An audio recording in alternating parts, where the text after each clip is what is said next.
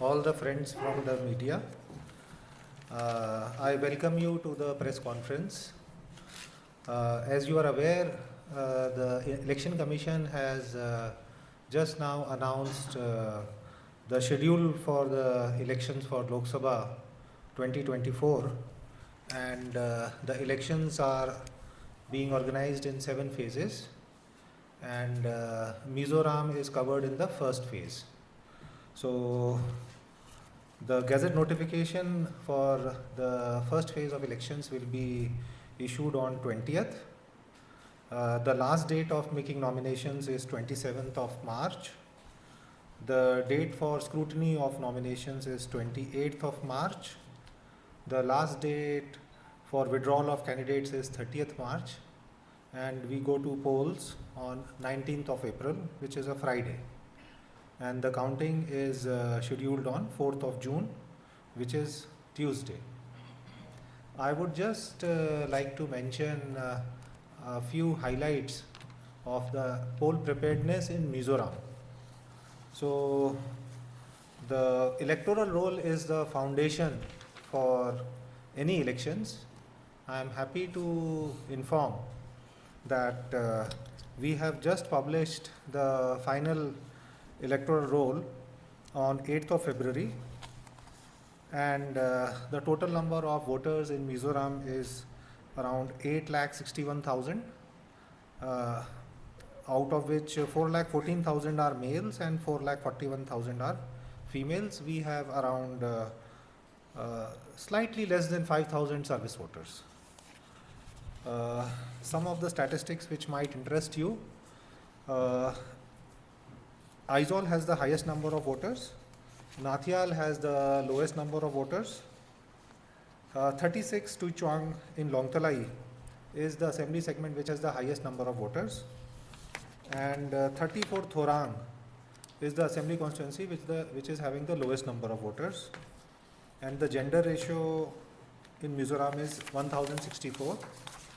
So for every 1000 male voters, we have 1064 women voters. In all the districts, there are more female voters than men.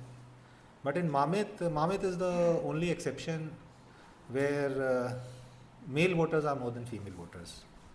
And out of 40 assembly constituencies, only in 9 assembly constituencies we have more male voters than female voters. We have been focusing on encouraging enrollment from the younger section of the population. So in the young voters category, that is 18 to 19 years of age, we have 36,214 voters. This time the classification for senior citizens who are entitled for home voting has changed. So now voters who are above 85 years of age are entitled to home voting, and the number of such voters in Mizoram is 4,758. We have around 3,400 PWD voters which are having benchmark disability and which are marked in the electoral roll. The number of polling stations is same, it is not changed from the last assembly elections. It is 1276, out of which 751 are in the rural areas and 525 are in the urban areas. When we compare against 2019, we find that in 2019 there were 1175 polling stations, so there has been an increase of 101 polling stations this time. The polling station with the highest number of electors is polling station number 13 of 24 Zemabok, and the polling station with the lowest number of electors is 34/24 with just 25 voters. So we are committed to facilitate the voters, and we have been trying to establish the polling station as close to the human habitation as possible.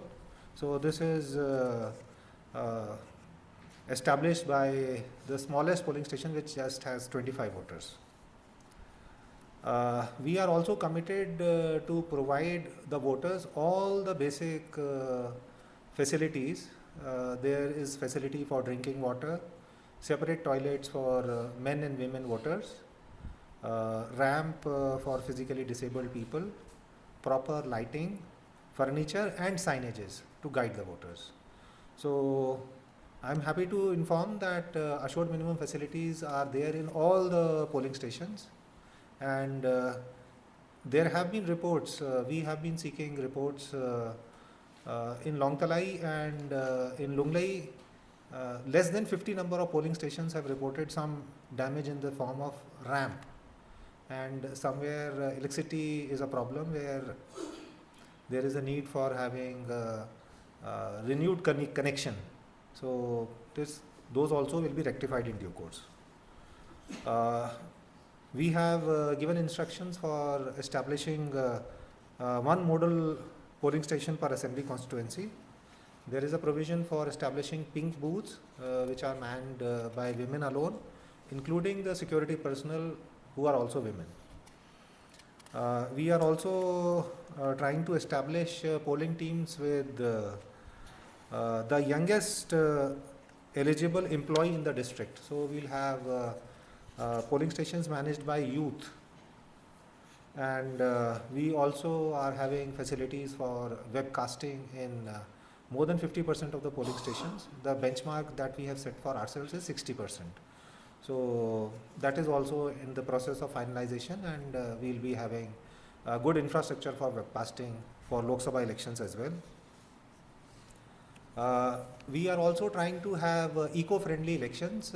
Election Commission has given instructions that polling parties, political parties and candidates should avoid single-use plastic, and they should use they should use only environment-friendly material for campaign purposes. So through the friends from media, we would like to disseminate this information to as many number of people as possible, and we would urge the political parties and the contesting candidates to ensure eco-friendly elections. Regarding law and order, we have made foolproof security arrangements. Mizoram has a history of peaceful elections, and we hope to continue this trend this time. CAPF will be provided along with the 3,000 strong police personnel of Mizoram Police, and they will be deployed throughout the state for the coming elections. The menace of money power and muscle power also will be curbed. We have assistant expenditure observers, we have flying squad, static surveillance teams, video surveillance teams, video viewing teams, accounting teams. We have a media certification and monitoring committee. We also have district expenditure monitoring committees in all districts, and all the enforcement agencies, the Mizoram Police, Enforcement Directorate, State Excise, Income Tax, Financial Intelligence Unit, DRI, RPF, Bureau of Civil Aviation, and the paramilitary forces like CISF, BSF, Assam Rifles, ITBP. They are all working in tandem in close collaboration to ensure that the menace of forces which seek to distort the election process can be nipped in the bud, and such evil can be countered effectively. The State Excise Department is also gearing up for foolproof and strict enforcement of the prohibition, and all the enforcement agencies have been onboarded into the new system, Election Seizure Management System, ESMS, which was introduced for the first time in the last assembly elections, which happened in November. So they have been submitting the seizure reports. All the enforcement agencies have been submitting the seizure reports to us from 1st of March. We have a state level media cell under the chairmanship of Puzella. We also have constituted the media center at the CEO office, Treasury Square. So all the political advertisements shall require pre-certification from the MCMC. So we want to curb the menace of misinformation and paid news. So we'll be coming down very heavily on those who intend to distort the level playing field and who indulge in misinformation. Regarding training, we have around a pool of 8,000 election personnel. So all of them have been given extensive trainings. We had special trainings organized for the RO. The RO was sent to Delhi. We had a training session for all the AROs in Mizoram. They have also appeared in exam conducted by Triple IDM Delhi, and all of them have passed the exams with flying colors. We have also trained our people into use of IT tools. We have the EVM management system, the ESMS, IT applications, ETPBMS, etc. We would be focusing on increasing the voter turnout. Mizoram is among the top 5 states with the highest poll percentage in the assembly elections.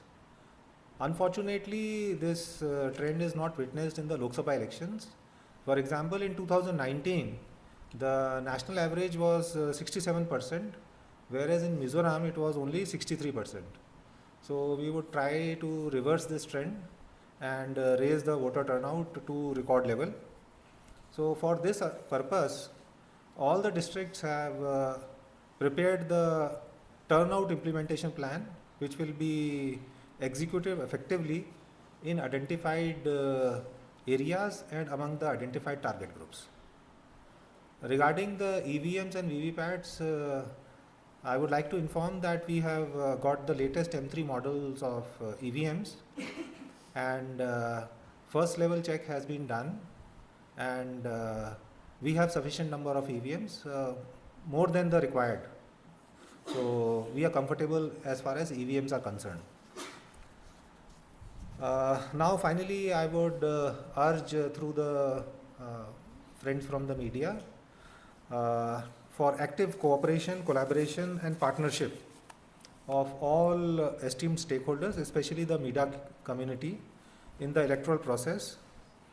And we should all try to strive to employ our collective energy towards delivering a smooth, free, fair, peaceful, inclusive and participative Lok Sabha elections 2024 in Mizoram. Thank you. Any questions or clarifications? I'm happy to clarify. About 85 years of age will cast their vote at their home. Pardon? 85 years Yes. will cast their vote at their home. But where the PWD will cast their vote? At their home or counting? You see, it is not any kind of disability which will qualify them for home voting. So the rules provide that there should be a benchmark disability wherein the person who claims that he is disabled, he has to obtain a certificate of benchmark disability. So as per the rules, those who are having 40% disability which is certified by a medical board, they are the ones who are eligible for home voting. It is a choice. We are duty bound to offer them a choice. It is their choice. If they want to vote from the comfort of their home, we will facilitate their home voting. If they want to come to the polling station, they are most welcome.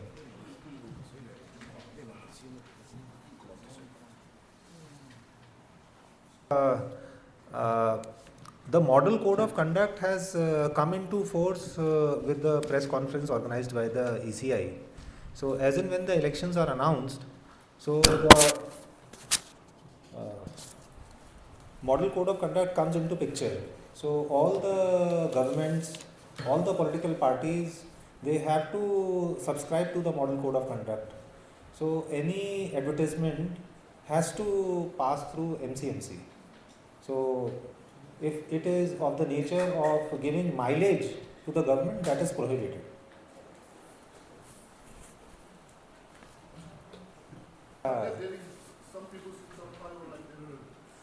You see, we want to enroll all eligible people in the voters list. So for that, the conditions are very simple. The person has to be an Indian citizen and he should be 18 years of age. So this time we also have a facility for advance registration. So people who are of the age of 17, even they are allowed to give Form 6 in advance. So as and when they turn 18, their names are included automatically. So if somebody doesn't want to get registered, we would still try and convince the community to come and participate in this festival of democracy, because each and every vote counts. There is rumors that some. You see, there is a due process which is followed by the electoral registration officers. So if somebody suspects that a person who is not entitled to be enrolled as a voter, so he is free to submit Form 7 for deletion. So I would urge anybody who has information that some people who are not eligible have been enrolled. I am certain that due diligence has been done by our team in all the districts, ERO of all the 40 assembly segments, and there has been a draft roll. Ample opportunity was given, 2 copies were given to the political parties, it was put in the website, and as per the objections, claims and objections that were received, the final roll was published. So even on today, if somebody alleges that there are people or sections who are not entitled, they are free and welcome to submit Form 7. Yeah, you have mentioned that what